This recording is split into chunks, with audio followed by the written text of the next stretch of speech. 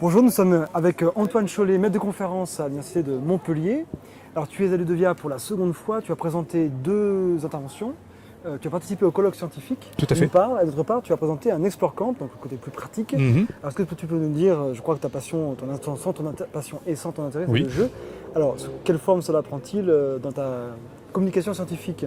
Oui, alors c'est vrai que bon, tout d'abord c'est la troisième année finalement Après, que je viens, pardon, mais il n'y a pas de souci. Alors c'est vrai que j'interviens à Ludovia par rapport au jeu. Mon but c'est de montrer que la pédagogie ludique peut avoir sa place à l'université et plus précisément dans les pratiques pédagogiques de l'ensemble de l'enseignement. C'est pas évident ça. Voilà, c'est pas évident parce que Ludovia, on a bien vu qu'il y avait beaucoup de conférences sur le secondaire, sur le primaire, mais l'université, on se dit parents pauvres un peu et on essaye d'amener justement des idées et de montrer que ça bouge aussi à l'université. On essaye de mettre des actions. Donc là, nous à notre université, à l'UT où l'on est, pour donner un exemple, on utilise un jeu de comptabilité réalisé par deux de mes collègues pour apprendre la comptabilité. La compta ludique. La compta ludique Alors, avec un jeu dérivé de la bonne paye. Alors quelle forme cela, enfin plutôt, qu'est-ce que tu as eu à dire d'important comme retour d'expérience lors de cette communication?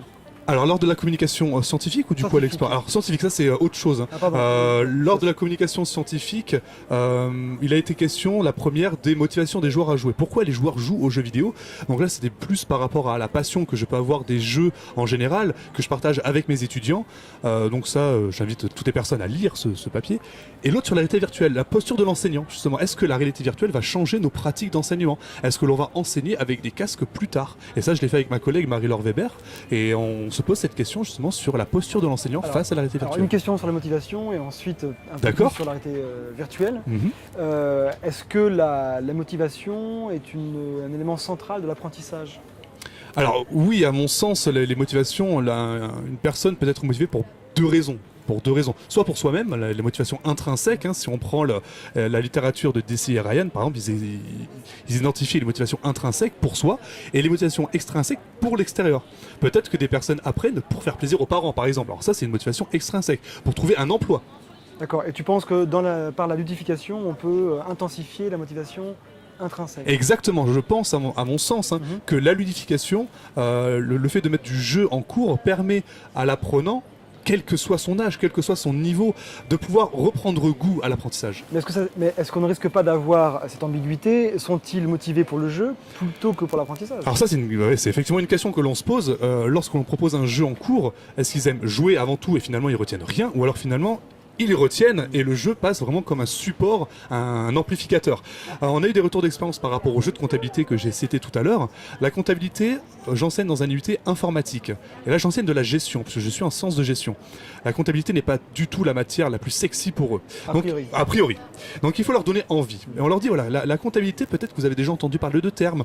Déposer de bilan, les bilans, le compte de résultats, lorsqu'on fait des produits, des charges, ça cogite dans leur tête. Et on leur dit, pour débuter, on va vous faire jouer à un jeu que vous connaissez certainement, qui est celui de la bonne paye. Alors, ils connaissent, la plupart du temps, et ils apprennent les mécaniques, mais de base, d'accord, de base, découvrir la comptabilité avec des achats, des ventes, et qu'est-ce qui se passe justement derrière pour une entreprise. Ça, c'est le début, et lorsque l'on fait les cours plus pratiques avec des exercices plus conventionnels, on sent qu'il y a moins d'appréhension. Donc le jeu est là pour lancer la matière et dédramatiser justement l'apprentissage d'une matière qui ne l'est pas forcément familière. Tu concevrais aussi le jeu de façon intégré de façon plus durable dans le cursus, ou est-ce que tu penses qu'il a sa place seulement comme brise-glace en quelque sorte, ou levier d'apprentissage initial? Oui, alors on y a pensé avec mes collègues par rapport à ça. À l'heure actuelle, il est comme début. Il est au tout début, il est comme rampe de lancement, démarrage. On souhaiterait généraliser effectivement les jeux à l'ensemble de la formation, ou du moins prendre une part plus importante. On réfléchit à certains outils, mais il faut se reposer la question, placer le jeu c'est bien, mais bien utiliser c'est mieux. Placer du jeu pour du jeu, ludifier pour ludifier, ça sert peut-être à rien, on va perdre cette notion d'apprentissage. Il faut réfléchir en amont aux mécaniques et aux objectifs pédagogiques justement par rapport au jeu. Alors voilà, pour le jeu, on n'a pas beaucoup de temps, je vais aller sur la réalité virtuelle. Tout à fait. Alors de quoi s'agit-il au juste là? Alors la réalité virtuelle, c'est des concepts qui arrivent, on va dire, sur le marché. Les casques de réalité virtuelle comme l'Oculus Rift, l'HTC Vive, le PlayStation VR, etc., sont des technologies qui commencent à arriver. 2016 a été l'année où vraiment le grand public a découvert toutes ces technologies. Donc, il s'agit d'une simulation. C'est ça. Alors c'est visuel. C'est une représentation de synthèse. Alors il existe plusieurs termes. La réalité virtuelle telle qu'on l'entend, c'est un univers de synthèse complet. On peut recréer tout et n'importe quoi. Une salle de cours, un univers fantastique, fantastique, un océan, etc. Par le canal visuel. Par mais le canal aussi- visuel, on met un casque et on a un autre monde devant ses yeux. D'accord. On a aussi la réalité augmentée. Là, c'est le fait de superposer des éléments de synthèse sur Captation sur du du réel, réel, avec travers un des lunettes par exemple. D'accord. Et la réalité mixte, c'est le fait de pouvoir interagir avec ces éléments virtuels dans le réel.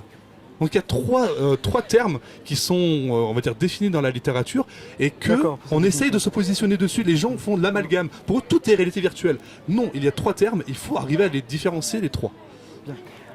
Alors, est-ce que ça prend. Donc, tu peux nous dire plus précisément quelle forme cela peut-il prendre dans la pratique que tu connais? Oui, voilà, donc dans l'enseignement, c'est vrai qu'on se pose des questions. Il y a déjà des initiatives qui sont réalisées en République tchèque, par exemple. Il y a un lycée, donc là c'est un lycée, qui enseigne l'anatomie avec des casques de réalité virtuelle. Les élèves sont immergés dans le corps humain et ils voyagent par eux-mêmes. Et s'ils veulent avoir des informations sur le cœur, sur les poumons, libre à eux de le faire. L'apprentissage est individualisé. Le professeur est là pour animer davantage le cours. Et nous, à l'université, ça serait les mettre en condition, dans des conditions quelque part professionnalisantes. Mettre des marketeurs en face de clients pour simuler des échanges avec des clients lorsqu'ils seront préparés pour le monde professionnel. C'est de simuler des cas qu'on ne pourrait pas représenter facilement. Dans ce cas-là, en cours. je vois bien pour la chirurgie, je vois bien pour les ingénieurs, la manipulation, dans le cas d'une relation de vente, d'interaction orale. Mhm. Est-ce que finalement la richesse comportementale ne serait-elle pas aussi bien rendue par un écran? L'apport de la réalité virtuelle, c'est que l'apprenant est acteur lui-même de son apprentissage. S'il souhaite approfondir un élément, libre à lui de le faire sans que les autres en subissent les conséquences. Autrement dit, chacun décide d'avancer à son rythme par rapport à l'apprentissage. Et également, il peut approfondir certaines notions lorsqu'il est bloqué. Lorsqu'il est bloqué, et on est vraiment dans une reconstitution du réel. Est-ce que comment dire, l'énergie nécessaire pour construire une réalité virtuelle, est-ce que le rapport est bon entre l'énergie dépensée et les bénéfices pédagogiques? Alors c'est une très bonne question que l'on se pose actuellement puisque les programmes, on va dire les solutions, le contenant adaptable aux casques de réalité virtuelle sont en train d'être développés. C'est-à-dire que les enseignants, des professionnels sont en train de réfléchir à des solutions que l'on pourrait développer en classe, que ce soit dans le primaire, secondaire ou même dans le supérieur. Et on attend des retours d'expérience. C'est que c'est en train de se faire. Les solutions sont en train d'être créées. Donc là, c'est vraiment exploratoire et vous C'est tablez exploratoire, sur une tout à fait. production, des coûts de production aussi. Peut-être des coûts de production, une amélioration de l'apprentissage, et aussi ressentir du plaisir. On a eu beaucoup de conférences sur le plaisir d'apprendre, sur le fait de partager, etc. Il faut remettre Est-ce que ça le au goût du jour. plaisir lié à la réalité virtuelle est-il communément partagé ou bien y a-t-il des résistances? Alors il y a des personnes effectivement qui peuvent actuellement ressentir des malaises. C'est vrai que la réalité virtuelle, certains casques, pas tous, hein, peuvent avoir des effets nocifs sur l'être humain, des nausées par exemple lorsqu'on l'utilise beaucoup. Mais ça c'est parce que la résolution, la technologie s'adapte petit à petit à notre morphologie, à notre vision. La HD par exemple, on peut se rappeler des cinémas en 3D. Au tout début, les lunettes faisaient très mal à la tête. Maintenant, on a de la 3D de très bonne qualité. Et ça c'est en train de se faire aussi avec les casques de réalité virtuelle. Dans 5 à 10 ans, nous aurons des casques de très haute performance où il sera possible de réaliser n'importe quel univers, une salle de cours avec des éléments numériques. On pourra reconstituer une telle classe avec des casques de réalité virtuelle et d'adapter n'importe quel enseignement. Alors, pourquoi le faire en classe? Alors pour le faire en classe, c'est vrai qu'on pourrait le faire de chez soi. C'est un peu la question qu'on se pose, c'est que finalement l'enseignant, est-ce qu'une salle de cours telle qu'on la connaît actuellement, et je pense notamment à la conférence des espaces pédagogiques, peut-être que l'enseignement se fera à distance, avec des casques, et que l'enseignant sera chez lui, chacun sera Peut-être chez que lui. la salle de cours sera une sorte de Ou autre. havre analogique. Tout à fait, c'est ça. De vraie coprésence Oui, voilà. physique. Et ça me rappelle des logiciels sortis dans les années 90 comme Adi ou Adibou, où finalement le principe c'était de se connecter à une classe virtuelle pour apprendre. Finalement, est-ce qu'on n'est pas en train de reprendre ce concept à l'heure de la réalité virtuelle? C'est la question qu'on se pose. Alors Antoine, l'an prochain, tu reviens certainement à Ludovia Très certainement, oui. avec les mêmes marottes. Avec les mêmes marottes, le jeu, la réalité virtuelle, à essayer Tu d'en reviens savoir en davantage. personne? Pardon? Tu reviens en personne ou en Ah, synthèse? bah là on verra. En hologramme, hein, comme ça se fait aussi en politique, on verra. Non, je reviendrai en On aura du personne. plaisir à parce le voir en que- personne. Oui, voilà, tout à fait. Antoine, merci beaucoup. Merci beaucoup à vous. Merci.